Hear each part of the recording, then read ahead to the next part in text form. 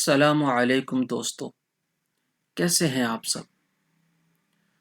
دوستو، شاہ عبد العزیز محدث دہلوی رحمۃ اللہ علیہ 18ویں صدی کے ہندوستان کے معروف و مشہور اور بڑے عالم تھے۔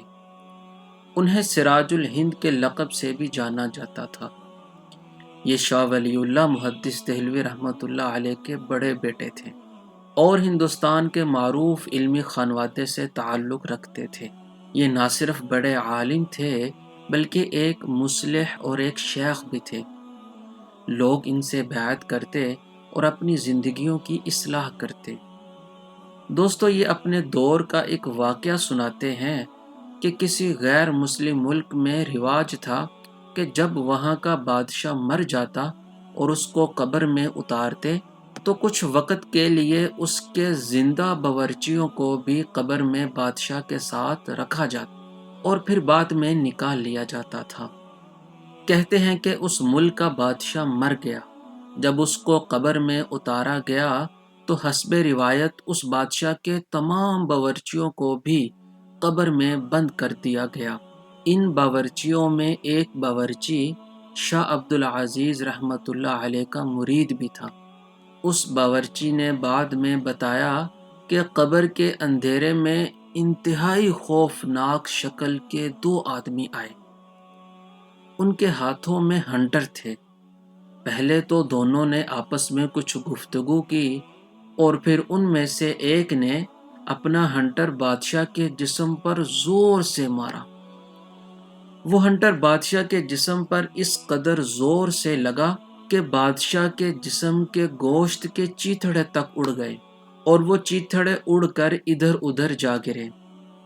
اس باورچی نے بتایا کہ ان چیتھڑوں میں سے ایک چیتھڑا میرے جسم پر بھی لگ گیا، جس کا اثر یہ ہوا کہ جب تک وہ باورچی زندہ رہا اس کے جسم کا وہ حصہ ایسا رہا کہ جیسے وہاں آگ لگی ہو، یعنی وہ باورچی ہر وقت اس حصے میں آگ کی جلن محسوس کرتا تھا۔ وہ باورچی اپنی پیر و مرشد کے پاس گیا اور سارا واقعہ بیان کیا تو پیر صاحب نے یہ علاج تجویز کیا کہ درود شریف پڑھ کر جسم کے اس حصے پر دم کر دیا کرو، اس سے تمہیں کچھ بہتر محسوس ہوگا اور تکلیف میں کچھ کمی آئے گی۔ کہتے ہیں کہ جب تک وہ باورچی اپنے مرشد کے بتائے ہوئے طریقے کے مطابق درود شریف پڑھ کر اس متاثرہ حصے پر ہاتھ پھیرتا تو اسے کچھ سکون ملتا، مگر تھوڑی ہی دیر بعد پھر جسم اسی آگ میں جلنے لگتا۔ دوستو، جرم اور کفر کرنے والا تو وہ بادشاہ تھا، مگر اللہ تعالیٰ نے اس کی سزا سے پردہ ہٹایا اور دوسروں کو دکھایا کہ قبر کی سزا کس قدر سخت ہے۔ یعنی قبر کی سزا ایسی سخت ہے کہ ایک کوڑا پڑنے کی تکلیف ایسی نہیں ہے کہ جیسی دنیا میں انسان محسوس کرتا ہے، بلکہ ایک ہنٹر نے اس کے جسم کے انگ انگ میں گویا آگ بھر دی ہو، اور اس مردہ بادشاہ کے جسم کا ایک ٹکڑا اس باورچی کو لگا تو اس باورچی کو موت تک آگ کی جلن محسوس ہوتی رہی۔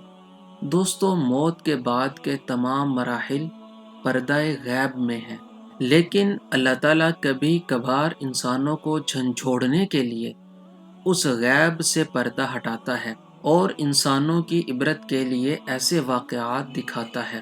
ایک حدیث میں ہمارے پیارے نبی صلی اللہ علیہ وسلم نے فرمایا کہ میرا دل چاہا کہ میں تمہیں قبر کا عذاب دکھاؤں، مگر مجھے اس بات کا خدشہ ہوا کہ کہیں تم اس عذاب کو دیکھنے کے بعد اپنے مردے ہی دفن کرنا چھوڑ دو گے۔ اللہ تعالی ہم سب کو ایسی آفات سے محفوظ فرمائے، آمین۔ ہم ملتے ہیں ایک نئی ویڈیو میں۔ اپنا بہت سا خیال رکھیے گا۔ اللہ حافظ۔